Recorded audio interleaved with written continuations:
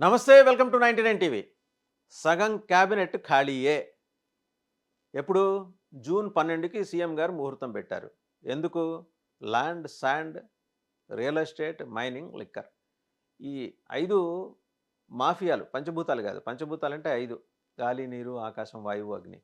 ఇక్కడేంటంటే ఈ 5 మెడకి చుట్టుకుంటున్నాయి కూటమి ప్రభుత్వానికి.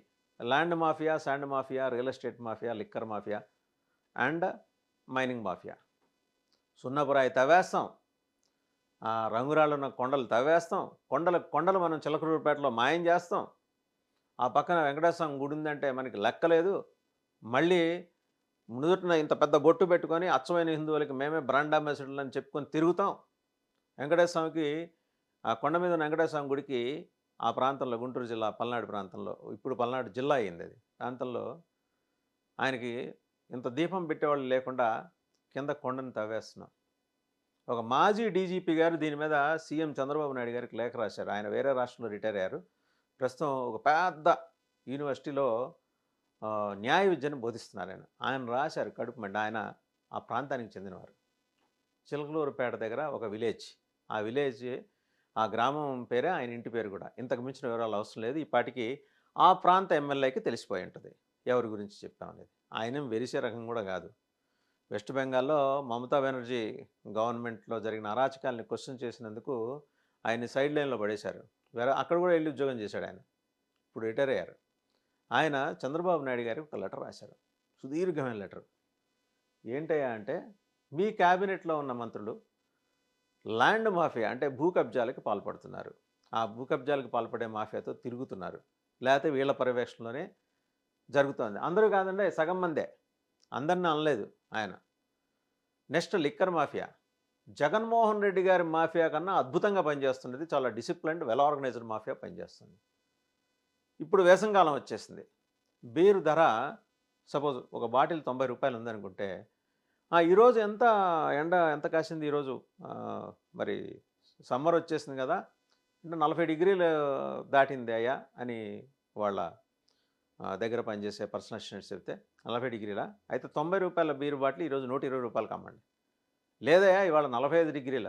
45 అయితే 200కి అమ్మేయండి. ఈ ఎక్సెస్ అమ్మేది ఉంటుంది చూసారా? గరిష్ట ధరకి మించిన విపరీత గరిష్ట ధర. ఆ వ్యత్యాసం ఉంది చూసారా? డిఫరెన్స్. అదంతా ఎమ్మెల్యేలకి వెళ్ళిపోతుంది. ఇది నేరుగా ఎమ్మెల్యేలకే వెళ్తోంది. చాలా బ్లాటెంట్‌గా ఆయన దాంట్లో మెన్షన్ చేశారు. ఆయన ఇంతలో ఇన్వెస్టిగేషన్ రిపోర్టే ఇచ్చారు ఆ మాజీ డీజీపీ గారు సీఎంకి. నిశ్చేష్టులయ్యారట సీఎం గారు. ఏంటండి మన ఇంటెలిజెన్స్ ఏం చేస్తోంది? జగన్మోహన్ రెడ్డిని ఏం తప్పెట్టాం? అక్రాస్ ద కౌంటర్ స్కానర్లు, కార్డ్స్ స్వైపింగ్ కాకుండా నేరుగా డబ్బులు వసూలు చేసి మీ సొంత ఖజానాలోకి, సొంత జేబులోకి వేసుకున్నారు కదా 4,000 కోట్ల రూపాయలు అని అడిగి, కడిగి ఇవాళ మనం ఏం చేస్తున్నాం అని నిశ్చేష్టులయ్యారట. అంటే వేసవికాలంలో టెంపరేచర్ మారే కొద్దీ బీరు ధర కూడా పెరుగుతూ ఉంటుంది. ప్రపోర్షనేట్ అనమాట. ఈ ఎకనామిక్స్ మరి వాళ్ళకి ఎవరు చెప్పారో, పైగా వాళ్ళకి పెద్దగా ఎకనామిక్స్ మీద అవగాహన ఉన్న ఎమ్మెల్యేలు కూడా కాదు. రూపాయిని రూపాయి ద్వారా ఇంకో రూపాయిని ఎలా పుట్టించాలి, దాన్ని ఎలా మల్టిప్లై చేయాలి, సింగిల్ పాయింట్ ఎజెండాతోటి పనిచేస్తున్నారు. సో అందులో సగం మంది ఉన్నారండి. గుంటూరు జిల్లా నుంచి ఒక ఆయన, కృష్ణా జిల్లా నుంచి ఒక ఆయన, విశాఖపట్నం జిల్లా నుంచి ఇద్దరు, మరి ఇక చెప్పుకుంటూ పోతే శ్రీకాకుళం. అందులో ముఖ్యమంత్రి చంద్రబాబు నాయుడు గారికి, మంత్రి నారా లోకేష్ గారికి మేము అత్యంత సన్నిహితం, జస్ట్ భుజం రాసుకొని తిరుగుతామని చెప్పేసి వెనకటి కోయదర్లు ఫోటోలు పెట్టుకొని తిరిగేవాళ్ళు. ఇందిరాగాంధీతో నేను, వాజ్పేయితో నేను, అలాగే జార్జ్ ఫెర్నాండెస్తో నేను, అలాగే సీఎం గారితో నేను, లోకేష్ గారితో నేను.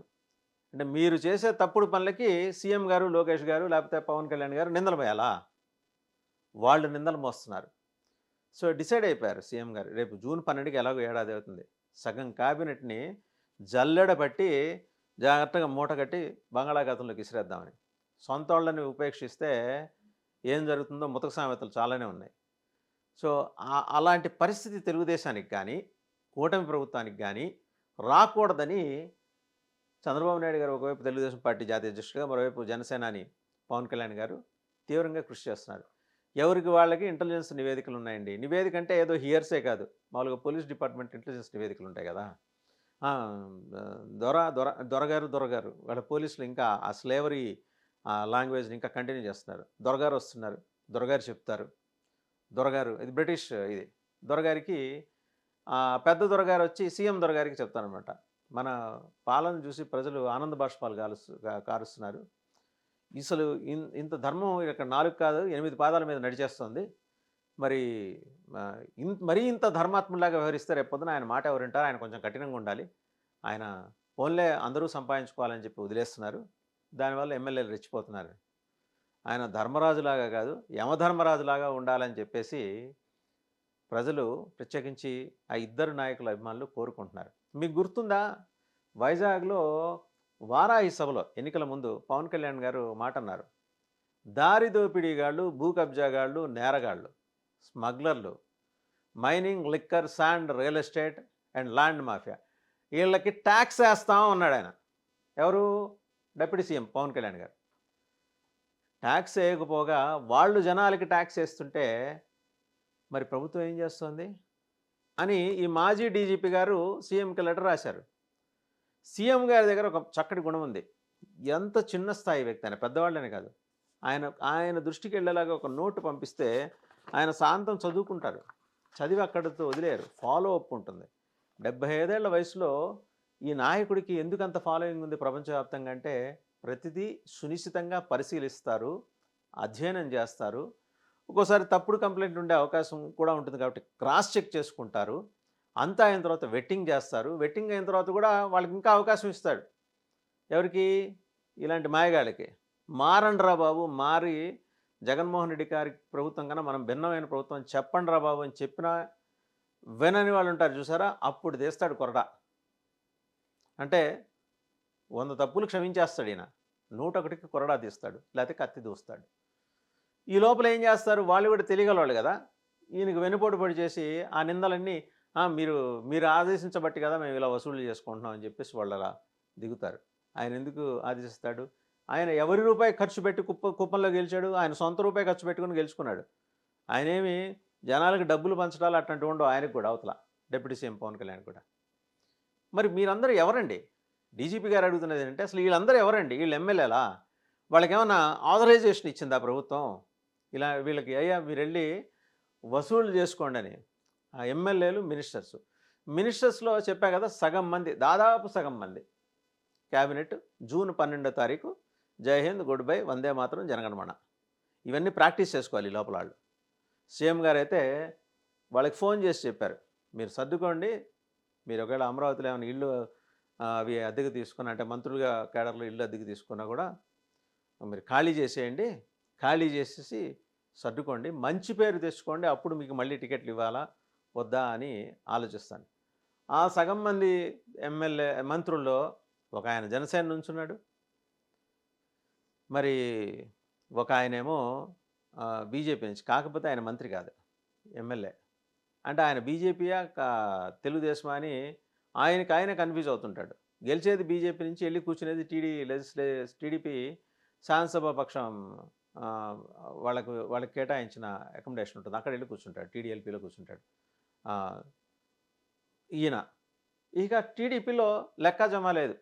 మరి 100 మంది దాకా ఉన్నారంటే 80% మంది వాళ్ళే ఉన్నారని ఎమ్మెల్యేలు. మినిస్టర్స్లో అయితే నిర్దిష్టంగా ఒక 7 ఖచ్చితంగా తెలుస్తున్నది. వాళ్ళని ఇంటికి పంపించడమే. మీరు సిద్ధంగా ఉండండి, బహుశా ఈ వారం లోపల ఎప్పుడో కబురు పెడతారు, లేకపోతే మే దాకా కూడా చూస్తారు. జూన్ 12కి సంవత్సరం అవుతుంది ఈ ప్రభుత్వం ఏర్పడి, అప్పటిదాకా చూస్తారు. జూన్ 12వ తారీఖు హఠాత్తుగా ఆయన ఒక ప్రకటన చేసేస్తారు, మన మంత్రివర్గాన్ని పునర్వ్యవస్థీకరిస్తున్నాం, రీకాన్స్టిట్యూట్ చేస్తున్నాం మంత్రివర్గాన్ని. సో కొత్త ముఖాలు వస్తాయి. ఎవరైనా ముఖాలు మాడిపోతే వెళ్ళి శుభ్రంగా కడుక్కొని నెక్స్ట్ సెషన్కి రెడీగా ఉండండి. అవినీతిని అయితే నేను సహించను. అదే విషయం డిప్యూటీ సీఎం గారికి కూడా ఆయన కన్వే చేశారు. మనం కలెక్టివ్ రెస్పాన్సిబిలిటీ, మనం let us not encourage corruption or corrupted MLAs అని చెప్పి. మొత్తానికి మాజీ డీజీపీ గారు రాసిన లెటర్ పెద్ద మందులా పనిచేస్తుంది. ఇప్పుడు ఈయన ఎక్కడున్నాడు, ఈయన ఏం చేస్తున్నాడని చెప్పి ఈ సగం మంది క్యాబినెట్ మంత్రులు గుర్రాలు వేసుకుని ఎత్తుకుతున్నారు, గూగుల్లో కూడా ఎతికేస్తున్నారు. ఆయన ఎక్కడున్నా ఆయన రాసింది వాస్తవం. ఆయనే రేపో మాపో వచ్చి మీడియా ముందు మాట్లాడినా ఆశ్చర్యపోనక్కర్లేదు.